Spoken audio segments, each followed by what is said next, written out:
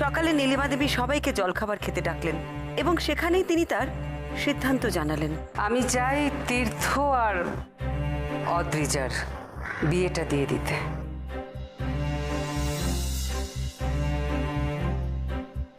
অদ্রিজাকে যদি এ বাড়ির লক্ষ্মী হিসেবে আমার বাড়িতে রেখে যেতে পারি তাহলে ওর মধ্য দিয়েই আমি আর তোমাদের বাবা তোমাদের দেখতে পারবো। নীলিমা দেবী একটা রাত্রি সময় দিলেন আমায়। আপনি যখন ওদেরই দলে তখন আমি আপনাকে বলছি আপনি আগে প্রমাণ করুন অদ্রিজা বুঝরুক, তাহলে আমি বলবো ত্রিধা ওর কাকা ঠিক। তীর্থর সঙ্গে আমি অদ্রিজার বিয়ে দেব না, তবে আজকের রাতের মধ্যেই আপনাকে প্রমাণ করতে হবে। রাজি?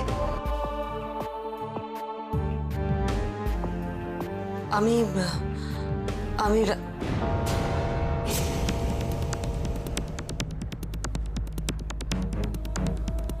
কে ওখানে?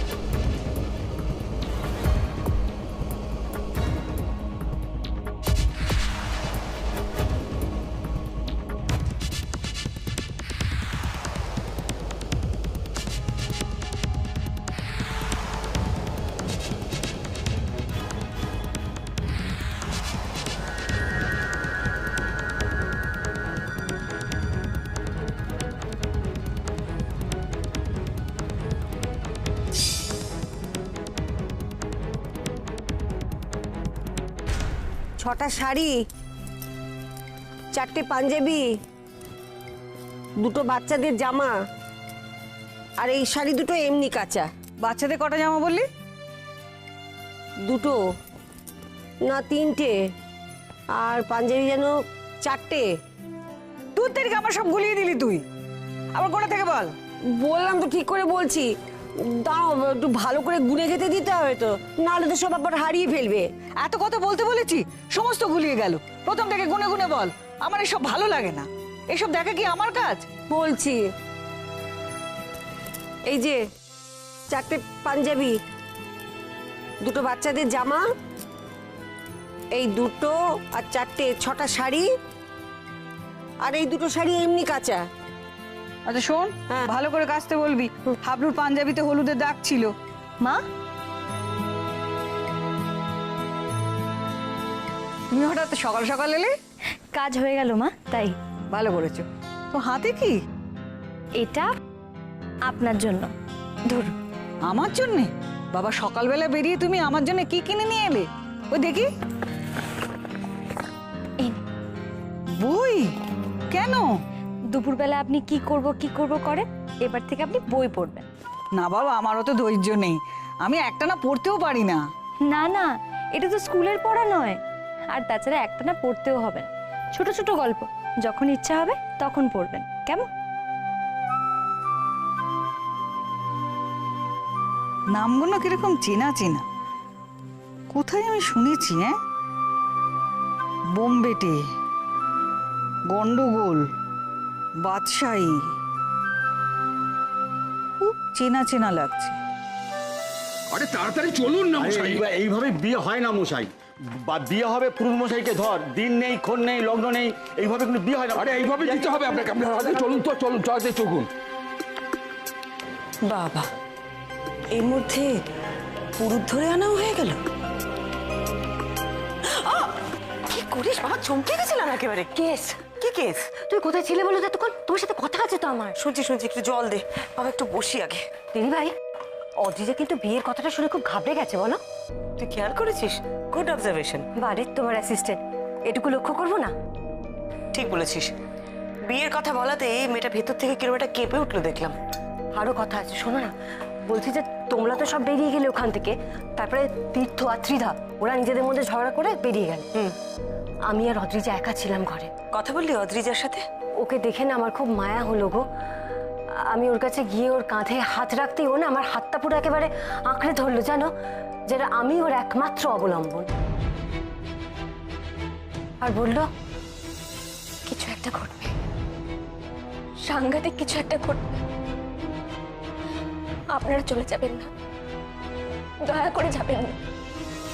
বললো কিছু একটা ঘটবে। কি ঘটবে বলো তো? তুই অদ্রিজার খুব কাছে গিয়েছিলি না? ওর কাছে গিয়ে ওর কাঁধে হাত দিয়েছিলাম, আর তখনই না ও আমার হাতটা আমাকে ঠিক এরকম ভাবে ধরেছিল, আর তারপর বললো আপনারা প্লিজ যাবেন না, খুব বিপদ। এরম ভাবে হাত ধরেছিল? হ্যাঁ, তার মধ্যে খুবই কাছে গেছি। আচ্ছা, ও তোর অরাটা বুঝতে পারেনি? ওই যে মৌয়া বলেছিল না, অরা থাকে প্রত্যেকটা মানুষের। আমি যখন ওর কাছে গেছিলাম, যেমন আমার সব কিছু বলতে পেরেছিল, সেরকম তোর সম্বন্ধে ও কিছু বললো না? তোর কিছু ফিল করতে পারলো না? ওই না তো, এই প্রথমবার তো আমি ওর কাছে গেলাম, কিন্তু ও তো ওই অরা রিড ওসব তো কিছু করলো না। কেন বলতো দিদিভাই, আমার কি তাহলে অরা নেই? অদ্রিজা তোর অরা রিড করতে পারলো না, তোর সম্পর্কে কোনো কথা বলতে পারলো না। আর ওদিকে কেউ আড়ি পেতে শুনলো নীলিমা দেবী আমাকে বলছেন যে আজ রাতের মধ্যেই যে করেই হোক আমাকে প্রমাণ করতে হবে অদ্রিজা ভণ্ড। কি? এই কথাটা নীলিমা দেবী তোমাকে বলেছেন? হুম।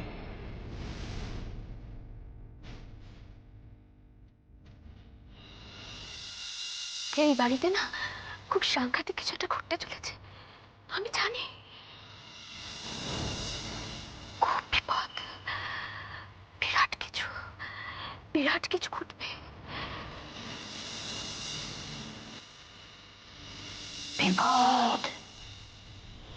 বিপদ এসেছে ওখানে,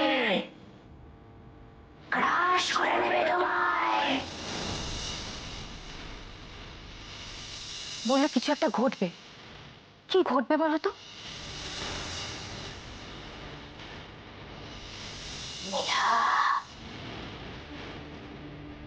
চলে এসো, তুমিও চলে এসো, আমার সঙ্গে চলে এসো। তুমি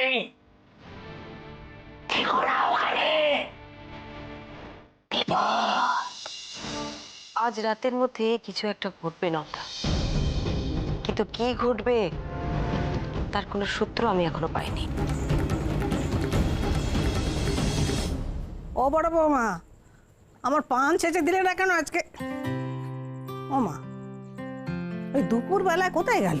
হ্যাঁ, কি আশ্চর্য, দেখো দেখিনি। ও বাবা, আবার বই পড়া হচ্ছে? কি কাণ্ড, আগে তো কখনো দেখিনি। এই অ্যাক্সিডেন্টের মধ্যে একটা গন্ডগোল আছে। অ্যাক্সিডেন্ট? কিসের অ্যাক্সিডেন্ট?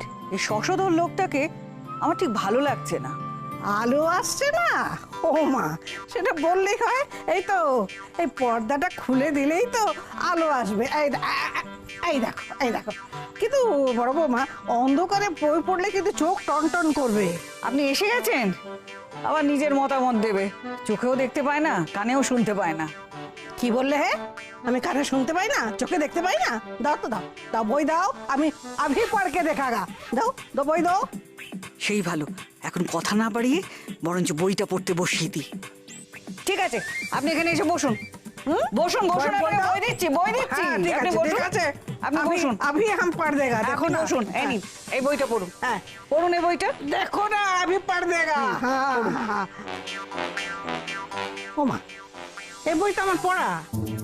এই ফেলু মিত্রের বই সব আমার পড়া শেষ হয়ে গেছে। কোত্থেকে পড়লেন? এই নাতি পুজোদের কাছ থেকে। আমি কি তোমার মতন ব্যাক ডেটেড নাকি? এই সব বই আমার কবে শেষ হয়ে গেছে। এখন ভাবছি ওই যে নতুন কি সব ডিটেকটিভ বই বেরিয়েছে না, সেইগুলো পড়বো।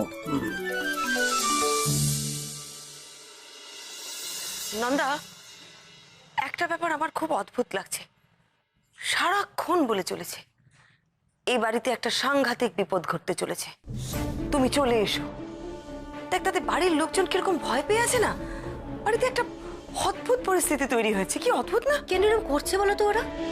সেটা তো বুঝতে পারছি না। নীলিমা দেবী তো ধরেই নিয়েছেন যে উনি খুব শিগগিরই মারা যাবেন, আর সেই মতোই উনি সবকিছু। একজন লোক আপনাদের সঙ্গে দেখা করতে এসেছেন। কে এসেছেন? জানি না বাবা, বাপের জন্ম শুনিনি যে অতিথিতে আবার অতিথি আসে। আপনি এভাবে কথা বলছেন কেন বলুন তো আমাদের সাথে? কি নাম বলেছে? নাম নাম নাম কি জানো? অরূপ, অরূপ রায়। অরূপ?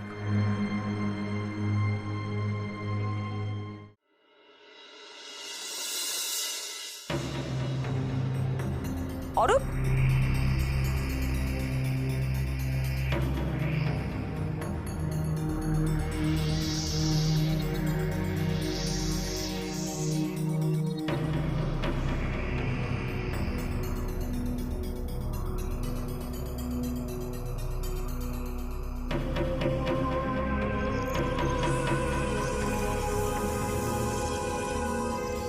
বাবা, এত বিশাল বাড়ি। কি রে, তুই এখানে কেন? বাড়িতে সব ঠিক তো? হ্যাঁ মানে তোকে কি এখানে আসতে বলেছে? আমরা কি তোকে আসতে বলেছিলাম না? জিজ্ঞেস করে এলি কেন এখানে? এক সেকেন্ড, তোমরা দুদিন ধরে এখানে কি করছো, কেমন আছো, বাড়িতে সবাই চিন্তা করছে। তো ফোন করতে পারতিস, ফোনে কথা বলে নিতাম। মোয়ার সাথে তো সবসময় আমরা ফোনে কথা বলছি, তোর এখানে আসার কি দরকার ছিল? তোমরা তো জানো না যে কাল রাতে বাড়িতে কি অবস্থা হয়েছে। তোমার শাশুড়ি মা ভেবেছেন যে কাল অমাবস্যা রাত ছিল, তোমাদের দুজনের গাড়ি ভূত চেপেছে। উনি তো কালকে এখানেই চলে আসছিলেন। হ্যাঁ মানে ওনাকে যে হোক করে আটকানো গেছে। আমাকে কি শোনালো তুমি ভাবতে পারবে না। সে কি? হ্যাঁ, তোরা ভাবতে পারবি না যে ওনাকে কিভাবে আটকানো হয়েছে। আর আমাকে যে কি বলছে যে আমি ইনভেস্টিগেশনে কেন তোদের সাথে আসিনি। মোট কথা, তোদের এই বাড়ির বাইরে থেকে ওঝা হওয়াটা উনি মেনে নিতে পারছেন না। একটা কথা বলতো, আমি এসেছি বলে তোর এরকম খোঁচে গেছিস কেন? আরে বাবা, সে আছে অনেক ব্যাপার, তোকে বলছি পরে। তবু ভালো যে তুই পুলিশের ইউনিফর্মটা পরে আসিসনি। কেন? কেন আবার কি? আসল লোকেরা পুলিশ দেখলে সতর্ক হয়ে যেত না? বাবা, তোমার ট্রেনিং এ তো দিদি হাফ ডিটেকটিভ হয়ে গেছে। আচ্ছা, তোমরা সেই থেকে আমাকে এখানে দাঁড় করিয়ে রেখেছো। আসল লোক কারা, মানে কেসটা কি আমাকে বলবে একটু?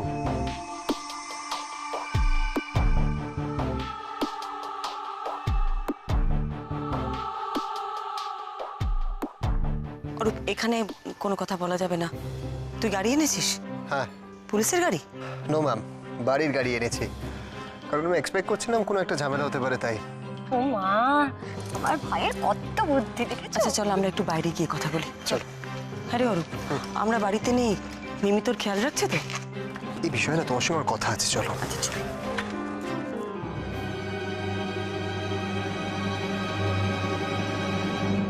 প্ল্যানচেট কেমন দেখলে? দারুণ ভাই, দারুণ। তুই যদি দেখতিস না একেবারে। এখন থাকে সব কথা চুপ কর। একদম ঠিক বলেছো। আগে দিদি ভূতকে ভয় পেত, আর এখন এসব দেখে ভূতকে রেসপেক্ট করছে। অরূপ, এটাকে ঠিক প্ল্যানচেট বলে কিনা আমি জানি না। মানে আমরা গল্পে যেরকম পড়েছি বা সিনেমায় যেরকম দেখেছি, এটা কিন্তু ঠিক সেরকম নয়। তাহলে গাড়িতে চল বলছি।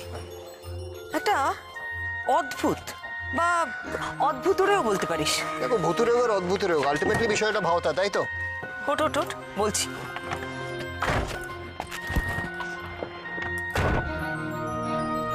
হ্যাঁ অরূপ, ভাওতা বলেই তো আমার মনে হয়। তবে ভাওতাবাজরা খুব ধুরন্ধর, গভীর জলের মাছ। ভাওতাবাজ মানে? ওই মামেই তো এখানে আছে, ওরা ছাড়া তো। যারা সামনে আছে শুধু তারা নয়, এই ঘটনার পেছনেও কিছু মুখোশ পরা ভাওতাবাজ আছে বলে আমার মনে হয়। আমি না এটা কিছুতেই মেনে নিতে পারছি না দিদি ভাই। তুমি ভাওতা কি করে বলছো? সবটা তো আমাদের চোখের সামনে হলো, আমরা নিজেরা দেখলাম। আত্মা এলো, কথা বললো। চোখের সামনে আমরা যা কিছু দেখি সে সব কি সত্যি? ম্যাজিক বলে যা কিছু দেখানো হয় তা কি সত্যি?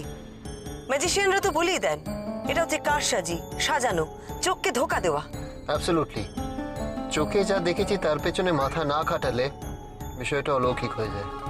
আজ সকাল থেকে এ বাড়িতে যা যা ঘটেছে তাতে আমার পরিষ্কার ধারণা এই সব কিছুর পেছনে একটা গভীর ষড়যন্ত্র আছে, সাংঘাতিক গভীর। গভীর ষড়যন্ত্র কেন বলছো দিদি ভাই? অরূপ, তোকে তো আমি ফোনে এবারের অবস্থাটা মোটামুটি বলেছি। হ্যাঁ তুমি ফোন করেছিলে, কিন্তু প্ল্যান চেটের ব্যাপারে তো সেরকম কিছু বলনি, শুধু বলে রতিনবাবুর আত্মা এসেছিল। আত্মা শুধু আসেইনি, অনেক কিছু ঘটিয়েও গেছে। তাই নাকি? মানে যেমন কি বললো রতিনবাবুর আত্মা? রতিনবাবুর আত্মা বলল, আমার কাছে চলে এসো, দারুণ বিপদ। এইসব কথা কাকে বললো? ওনার স্ত্রী নীলিমা দেবীকে। আর এসব বলার পরে রেজাল্ট কি? নীলিমা দেবী যে এসবে বিশ্বাসী সেটা এই বাড়িতে কিন্তু সবাই খুব ভালো করে জানে। রতিনবাবুর গলায় এসব কথা শোনার পর ওনার প্রতিক্রিয়া কি হবে সেটা আন্দাজ করা খুবই সহজ। উনি কিন্তু খুব আতঙ্কিত হয়ে আছেন। অরূপ, কাল আত্মা এইসব কথা বলার পর থেকে নীলিমা দেবীর মধ্যে একটা অদ্ভুত মৃত্যু ভয় কাজ করছে। ওনার ধারণা উনি খুব শিগগিরই মারা যাবেন। আরেকটা সিদ্ধান্ত নিলেন যে ওনার ছেলে তীর্থর সাথে প্ল্যানচেটের মিডিয়াম ওই মেয়েটি অদ্রিজা, তার বিয়ে দেবেন। একবার ভেবে দেখ অরূপ, আত্মার একটা কথার ধাক্কায় দুটো এত বড় ডিসিশন। আর এই ডিসিশনে দিদিভাই আমি কিন্তু ভেবে দেখলাম তীর্থর লাভ সব থেকে বেশি। তাহলে কি ওই দিদিভাই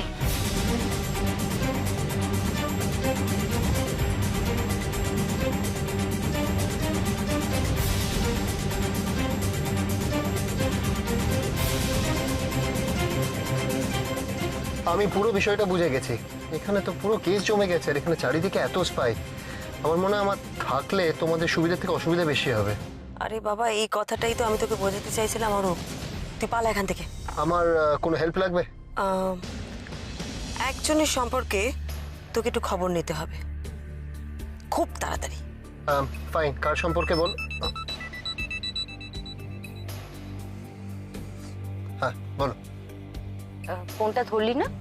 না, ওই প্রকাশের ফোন। বল বল।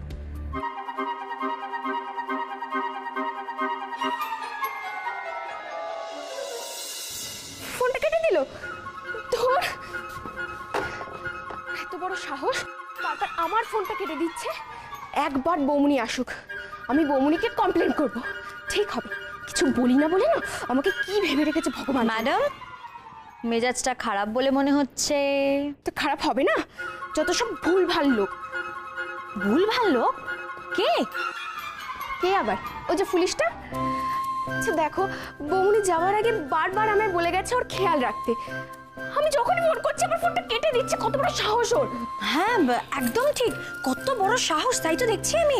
ঠিক আছে, রূপসী ওকে পাত্তা দেয়নি, তাই বলে সবার সামনে এইভাবে ব্যবহার করবে? হ্যাঁ তাই তো, একদম ঠিক কথা। আচ্ছা তুই আমাকে একটা কথা বল, এই যে রূপস ওকে পাত্তা দেয়নি, এটা বেশ ভালোই হয়েছে তাই না? ঠিক হয়েছে, তুমি দারুণ হয়েছে। দারুণ হয়েছে না? আচ্ছা দারুণ কেন হয়েছে বলতো? কেন হয়েছে? তাই তো, ভালো হয়েছে ভালো হয়েছে, কিন্তু কিন্তু ছোট বৌদি কেন ভালো হয়েছে?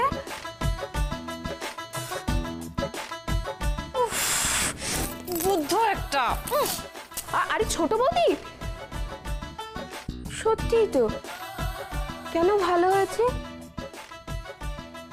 হয়েছে কিন্তু কেন? হ্যাঁ, ইনফরমেশন আমি গ্যাদার করে নেবো, কোনো প্রবলেম হবে না। ঠিক আছে, আমি বেরোচ্ছি। ভাই শোন না, বলছি যে এখন ভালো আছিস তো তুই?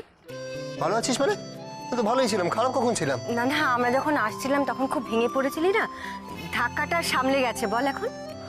কি বলিস মানে দিদি, মানে লিমিট আছে। তাহলে চলো তো। আচ্ছা নন্দা, তুই এসব কথা জিজ্ঞেস করিস কেন বলতো? দেখেই তো বোঝা যাচ্ছে কত ফ্রেশ লাগছে। দেখ, একদম পরিষ্কার, যে মিমি খুব সুন্দর খেয়াল রাখছে। ও হ্যান্ডসাম লাগছে ভাই তোকে। পুরো জিনিসটার পেছনে তুমি আছো, তাই তো? কি বলেছো ওটাকে তুমি? ওটাকে? ওটাকে মানে কোনটাকে? কোনটাকে? তোমার এই আদরের মিমিকে। সব সময় আমার পেছনে স্পাই করে যাচ্ছে, এই ইরিটেটিং বিষয় একটা। তোমরা হাসছো? তোমরা হাসছো তো? আমি কিন্তু বলে রাখছি, বিষয়টা সিরিয়াস হয়ে যাচ্ছে এবার। তাই ভাই, সিরিয়াস হয়ে যাচ্ছে? তা কোন দিকে টার্ন নিচ্ছে রে? দিদি, তুই বৌমনি, তোমরা না আমার ইম্পসিবল। চলো তো। আরে কি বললাম? দিদি ভাই, ও দিদি ভাই, ঠাকুরমশাই চলে যাচ্ছে কেন? বিয়ের দিন মনে হয় ঠিক হয়ে গেল তাহলে, বলো? নন্দা, আমি খুব একটা অবাক হব না যদি দিনটা কালকেই হয়। তার মানে আমার হাতে সময় শুধু আজকের রাতটা। কিছু হবে আজ? সেটা ঠিক বলতে পারবো না, হতেও পারে। চল ওপরে গিয়ে আগে মাকে ফোন করে নি, সকাল থেকে একটাও ফোন করা হয়নি, হয়তো অভিমান করে বসে আছে। চল।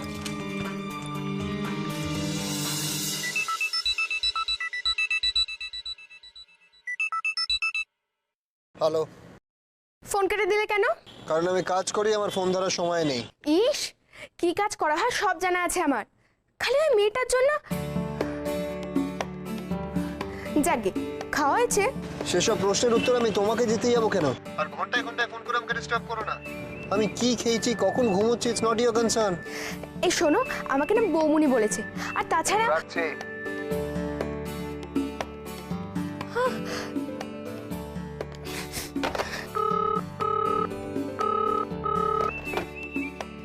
এই যে শুনুন, আমাকে না একদম ধমকাবেন না। বৌমুনি এলে কিন্তু আমি তাহলে।